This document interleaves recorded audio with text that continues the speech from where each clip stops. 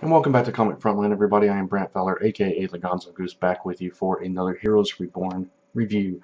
This is episode 12, Company Woman. And this is an interesting episode, actually. And I've got some likes and dislikes for this one, but let's recap the episode first. This is the penultimate episode. Tonight is the series finale, last episode, so this is kind of where we leave things off before that final battle, I guess, if you will, or final, finality of the Heroes universe, at least for now. Okay, so Tommy learns that Erica is only sending 12,000 people to the future. He overhears this while he's in the lab helping her, and he's not too happy about that, so he flashes out of there. He goes away. In a flashback, okay, we have a couple of flashbacks with Erica, and they happen when she's interacting with her daughter. She is taken by her daughter, and she's trying to find Francis, which is the father, father of her child.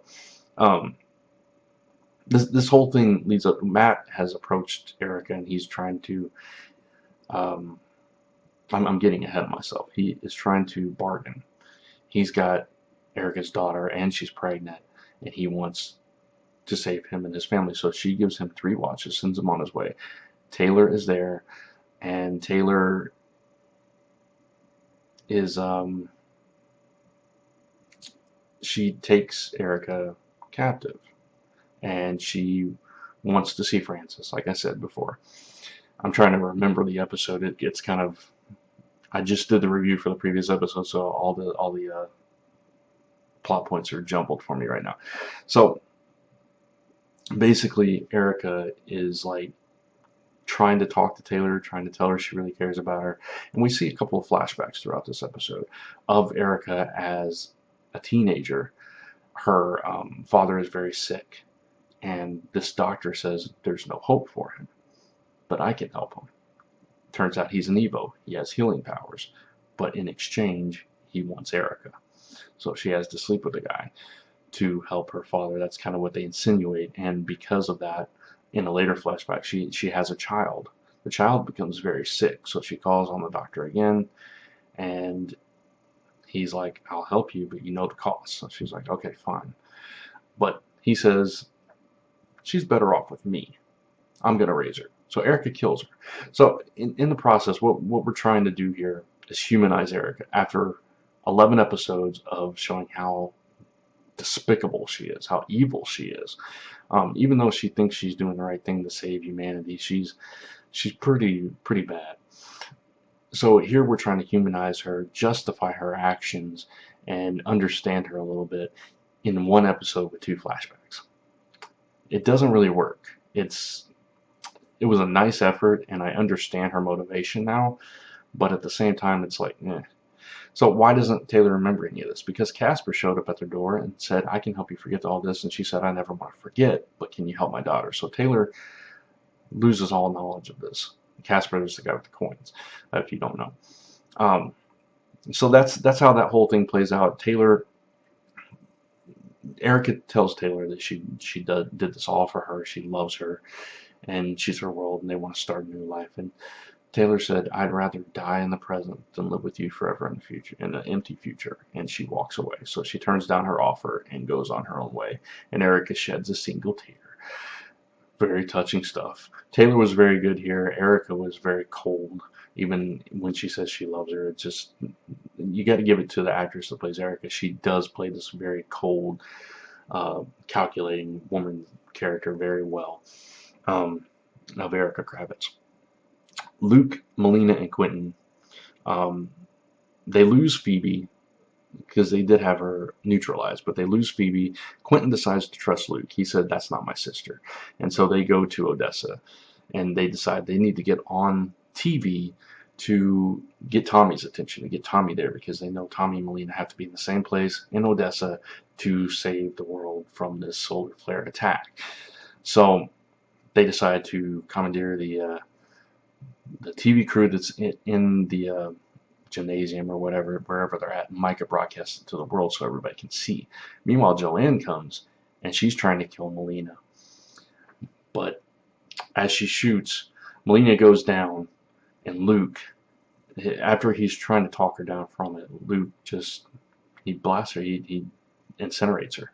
And then he's like, what did I just do? Kind of, but he had no choice. It was either, it's between his wife who likes killing people and has just gone off the deep end, or this girl who is trying to save the world. And, he did what he had to do. It was, I don't know. It was still a very quick thing. Again, they're trying to wrap up things very quickly. But Farah, the Invisible Woman, she had jumped in front of Melina and taken the bullet for her. So Melina is okay. Farah, not so much. Sorry. Matt thinks he's okay. He's like driving down the road and he's on the phone and he's like, I know I haven't been a great husband or a great father, but I want to save us all. We're going to the future. And he's looking at the watches on the seat and the one on his wrist. And then his car crashes, goes off the thing, rolls, and he's trapped in the car, can't get out. His watch is damaged. The other two watches float down the stream, and he's like, ah. It was like a Twilight Zone ending for Matt Parkman, that was weird. That was the worst part of the episode for me. It was like, really? That's just, okay, whatever. It's like they were writing different kinds of stories here throughout this episode. It was really odd. Let's see if there's anything I forgot about the episode. Ren and Emily. Ren meets up with Emily, and they're talking about, he talks about how he has to rescue the Master of Time and Space, and she's like, dude, I'm dating him. So they go off together and try to make their way to the core, and it turns out that the necklace that Automo had given Ren accesses the elevator to take them down to the core. They see Automo getting dragged away after he has told them that he has locked up the Master of Time and Space in Evernow, which happened earlier in the episode. So Tommy is trapped in the game like Hero was originally. So that's going to be their final mission, is to rescue Tommy so he can go save the world. And yeah, I think that's pretty much it. That's pretty much the gist of the entire episode. This was an okay episode. I actually enjoyed the previous episode better. Sorry, I've got something in my eye. Sorry about that. Can't see. I will fake it though.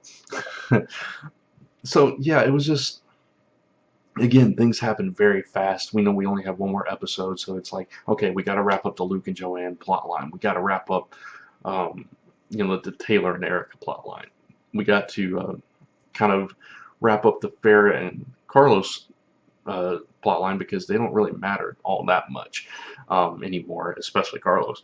Now that he's rescued his nephew, he's not even a factor in any of this anymore. Just he was the worst character in this entire show anyway. So, they're wrapping up all this stuff very rapidly to get it, again, very clean, tied up in a nice little bow for that finale, except for Tommy. Of course, he is trapped, and that's like the last thing. They have all the pieces in place now except for Tommy. But now Ren and Emily are like right there, so they're going to go rescue Tommy. Then everything's going to be okay. They're going to save the world, and everybody's going to go off to the sunset. Somebody may die, somebody may not. Who knows? But that's kind of where things are headed for the series finale. It was kind of a weak penultimate episode, so I'm hoping the series finale is a lot better. I would give this episode 3 out of 5. And, I'm sure other people would give it a lot less, because I just love the show. I love this universe, and I've come to like some of these characters. I actually, really like Ren, for one. I really like Melina and Luke. And Tommy's okay. He's not so altruistic. He's definitely got some of his grandfather's genes in him, being Nathan. He's kind of got that personality a little bit, so that kind of bugs me. He's he's supposed to be a cross between Nathan and Peter. I think that's what they were going for with him. But it is what it is. Overall, I enjoyed the episode, just not as much as I would have liked to. So that's my thoughts on the episode. I'd love to hear your thoughts in the comments below. And of course, tune in tomorrow for my review of the series finale of Heroes Reborn. And then I'll be on Media Madness on Monday talking about the entire series with Kat J and possibly one other guest. And it's going to be an interesting show, because Kat and I definitely have conflicting opinions about the show. So it's going to be a very interesting discussion. So tune in for that. Tune into that on Monday. And in the meantime, check out comicfrontline.com, check out lasttimberpress.com, zone4podcast.com, Where's My Tail on YouTube. And thanks for watching. I'll see you in the next video. Bye, guys.